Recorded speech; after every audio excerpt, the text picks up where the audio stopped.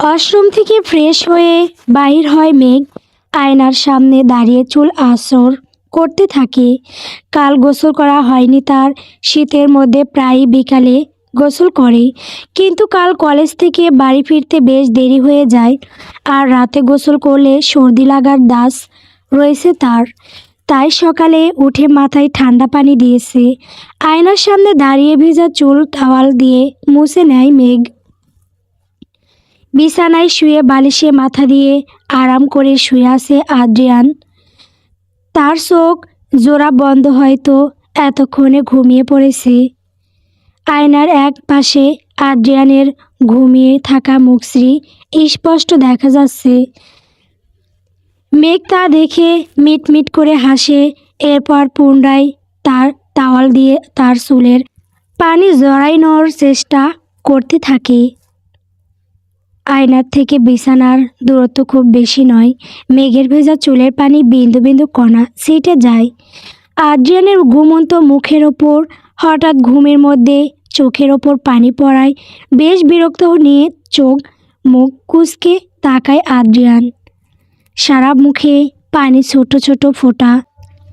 যার উৎস খুঁজে বের করার উদ্দেশ্যে আদ্রিয়ান চোখ খুলে তাকায়। তার ঘাড় ঘুরিয়ে সামনের দিকে তাকায়। তার দৃষ্টি যেন থমকে যায়। মুখ দিয়ে অস্পষ্ট স্বরে ভেসে ওঠে অপরূপ সুন্দরী পুরুষালী কোনো কণ্ঠ শুনে আঁতকে ওঠে মেঘ। পিছনে ঘাড় ঘুরিয়ে তাকিয়ে দেখে মাথা উঁচু করে হাতের উপর ভর দিয়ে মুগ্ধ হয়ে আদ্রিয়ান তার দিকে তাকিয়ে আছে। ওই আখি পল্লবের নেশাময় চাহনি বিমোহিত নয়তো সবই এখন বোঝার ক্ষমতা তার হয়েছে। দুই চোখ দিয়ে আদ্রিয়ান সারা শরীর পর্যবেক্ষণ করল মেঘের। ঠোঁট কামড়ে ধরে তীক্ষ্ণ দৃষ্টি রাখে নিজ শরীরে। আদ্রিয়ানের চোখের গভীরতা অনুভব করে দূর থেকেই মৃদু কেঁপে ওঠে মেঘ। তার সমগ্র অস্তিত্বে জুড়ে এক অদ্ভুত শিহরণ বয়ে যায়। লজ্জায় তার গালে রক্তিম আভা ফুটে উঠল। বিছানায় বসে আদ্রিয়ান সব দেখছে। তার মিটমিট করে হাসছে। মেঘের দ্বারা আর সম্ভব হলো না ওই নেশার ভরা দুই প্রজ্বলিত চোখের দিকে তাকিয়ে থাকা। অস্বস্তি আর লজ্জায় সে দৃষ্টি সরিয়ে নেয়। এরপর সামনে দিকে পুনরায় ঘুরে যায়।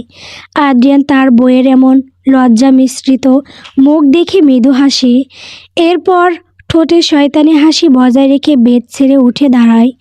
বড় বড় পা ফেলে এগিয়ে যায় আয়নার কাছে। আয়নার প্রতিবিম্বে আদ্রিয়ানের এগিয়ে আসা মেঘ স্পষ্ট দেখছিল। ধীরে ধীরে এগিয়ে আসে আদ্রিয়ান। এরপর মেঘের পিঠের সাথে পিঠ ঠেকিয়ে আয়নায় ভেসে ওঠা দুইজনের প্রতিবিম্বের দিকে তাকায়। উভয়ের চোখ মিলিত হয়।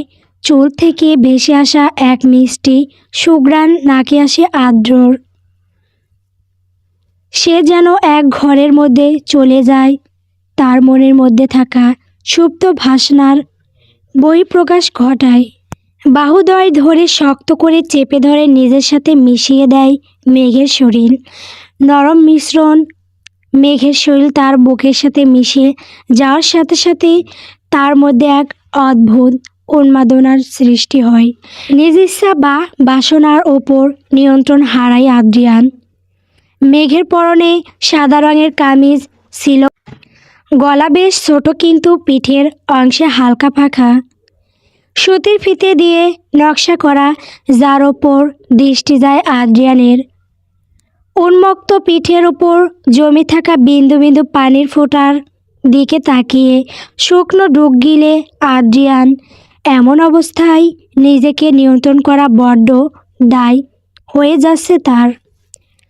মেঘের এমন মোহনীয় রূপের মায়ার অতল গহীনে হারিয়ে যাচ্ছে সে।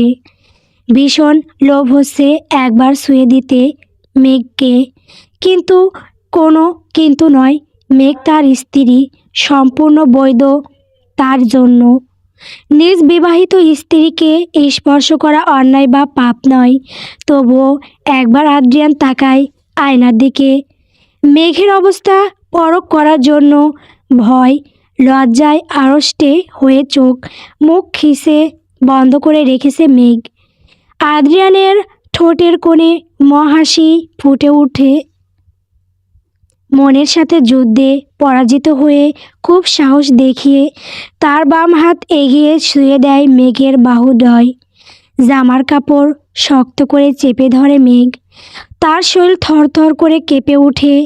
জামার পেছনের ফাঁকা অংশে খোলা পিঠে জমে থাকা পানির বিন্দু ফোঁটার ওপর বিদ্ধ আঙুল ছোঁয়ায় আদ্রিয়ান।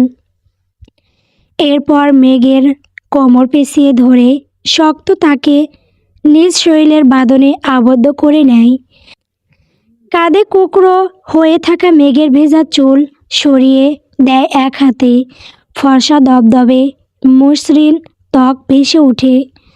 সেখানে আঙুল ছোঁয়ায় আদ্রিয়ান। কিছুক্ষণ তার হাত কাঁধ থেকে পিঠ বরাবর বিচরণ করায়। এরপর মাথা নিচু করে মেঘের পিঠে ঠোঁট ছুঁয়ে দিবে, তখনই হঠাৎ সরে যায় মেঘ। হঠাৎ এমন কাণ্ডে আদ্রিয়ান থমকে যায়। মেঘ জড়তা ভরা কণ্ঠে কেঁপে কেঁপে বলে ওঠে, আদ্রিয়ান, আপনি ফ্রেশ হয়ে আসেন, আমি রান্নাঘরে গেলাম। মেঘ তার কথা বলা শেষ করার আগেই এক প্রকার দৌড়ে রুম থেকে বের হয়ে যায়। হঠাৎ এমন কাণ্ডে আদ্রিয়ান থমকে যায়, কিন্তু বেশ কিছুক্ষণ তার হুঁশ হয়। কিন্তু আদ্রিয়ান রাগ করে না মেঘের ওপর, বরং হেসে শব্দ করে হেসে ওঠে আর আনমনে বলে ওঠে, লাজুক মেঘ বালিকা। রান্নাঘরে কোমরে ওড়না গুজে হাতে খুন্তি নিয়ে গৃহিণীর মতো রান্না করছে মেঘ। তার সম্পূর্ণ মনোযোগ এখন চুলায়। বসান গরম পানিতে থাকা সিদ্ধ ডিমের ওপর সকালের নাস্তায় পাউরুটি, ডিম আর সাধারণ ফলমূল থাকবে। আজ সাপ্তাহিক ছুটির দিন, কলেজ বন্ধ। দ্রুত রান্না শেষ করে ঘরের প্রয়োজনীয় কাজ সম্পূর্ণ করার পরিকল্পনা রয়েছে মেঘের। প্রায় 5 মিনিট পর ডিম সিদ্ধ হয়ে যায়। চুলা থেকে কড়াই নামায়, এরপর পাত্রে ঠান্ডা পানি দিয়ে সিদ্ধ ডিমের খোসা ছাড়ান শুরু করে মেঘ। সকালে ঘুম থেকে উঠে ওয়াশরুম থেকে ফ্রেশ হয়ে বের হয় আদ্রিয়ান। খুব ক্ষুধা লাগছে তার। রাতে খুব সাধারণ খাবার খেয়েছিল।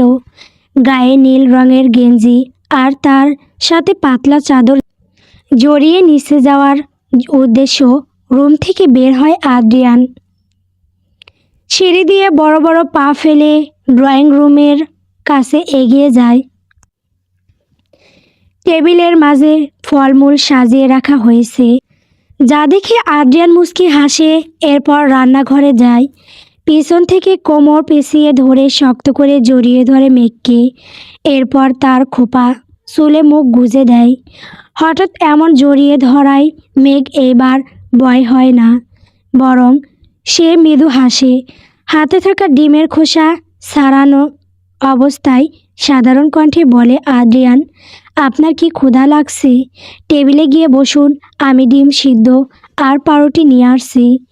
মেঘের কথা শুনে আদ্রিয়ান সরে যায়নি, বরং শক্ত বাঁধনে জড়িয়ে ধরল।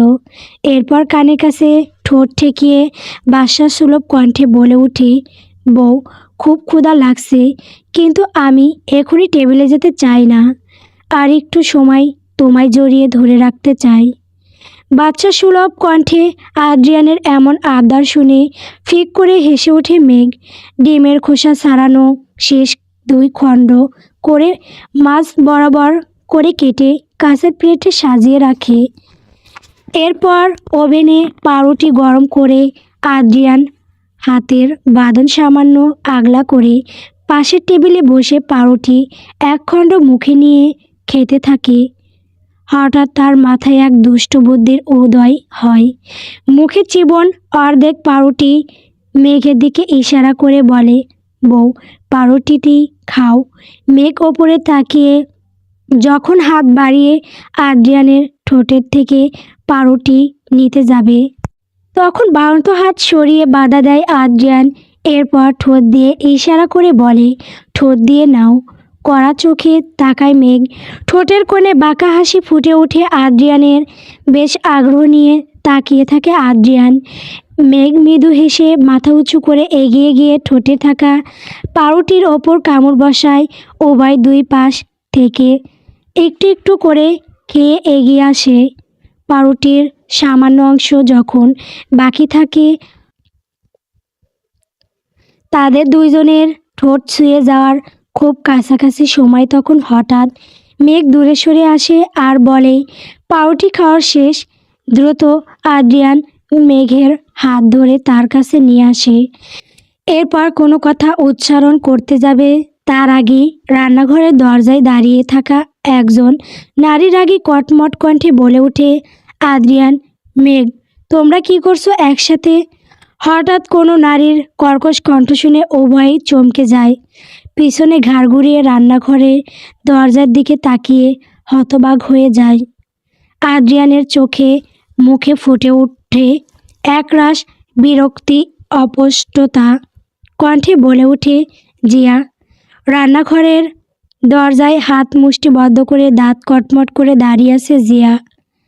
রাগে শরীর তার তীর তীর করে কাঁপছে।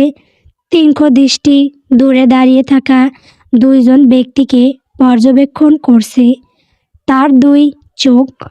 প্রথমে তার চোখ যায় তাদের একে অপরের হাতের দিকে, এরপর ঠোঁটে থাকা দুইজনের পাউরুটির গোড়ার ওপর। হঠাৎ আকস্মিক জিয়াকে দেখে মেঘ নিজেও অবাক হয়ে যায়। জিয়ার সন্দেহ বোধক চাহানি নজর এড়ায় না আদ্রিয়ানের। তার চোখে মুখে ফুটে ওঠা রাগ, ঘেন্না আর খুন করে ফেলার মতো তীব্র স্পৃহা। দ্রুত আদ্রিয়ান তার হাতের বাঁধন থেকে মেঘের নরম হাত জোড়া মুক্ত করে দেয়। এরপর শান্ত হয়ে মুখে হাসি বজায় রেখে বলে, জিয়া, তুমি এখানে হঠাৎ এত সকালে? মেঘের থেকে দ্রুত বজায় রেখে সরে দাঁড়ায় আদ্রিয়ান। জিয়া রাগান্বিত শরীরে বড় বড় পা ফেলে এগিয়ে আসে তাদের দুজনের কাছে। এরপর সম্মুখী দাঁড়িয়ে সন্দেহান কণ্ঠে প্রশ্ন করে, আদ্রিয়ান, তুমি আর মেঘ এত কাছাকাছি কি করছো? মেঘের হাত কেন ধরেছ তুমি? উত্তর দাও। জিয়ার কণ্ঠ থাকা রাগ, বিদ্বেষ তার কণ্ঠে ফুটে ওঠে। আদ্রিয়ান যথাসম্ভব শান্ত আর স্বাভাবিকভাবে উত্তর দেয়, জিয়া, দেখ না, মেঘে সকালের নাস্তায় পুড়ে যাওয়ার পাউরুটি তৈরি করেছি, যা খেয়ে আমার মুখ প্রায় জ্বলে যাচ্ছে। এই জন্য আমি অন্য এক পাউরুটি নিয়ে মেঘের মুখে গুঁজে দিয়েছি। মেঘ নিষেধ করছিল তাই জোর করে ওর হাত ধরে খাইয়ে দিলাম। গল্প তোমার নামে নীলছে তারা। বন্ধুরা, গল্পটি কেমন হয়েছে কমেন্ট করে বলবেন। পরবর্তী পর্ব সবার আগে পাওয়ার জন্য অবশ্যই আমার চ্যানেলটিকে সাবস্ক্রাইব করবেন। ধন্যবাদ।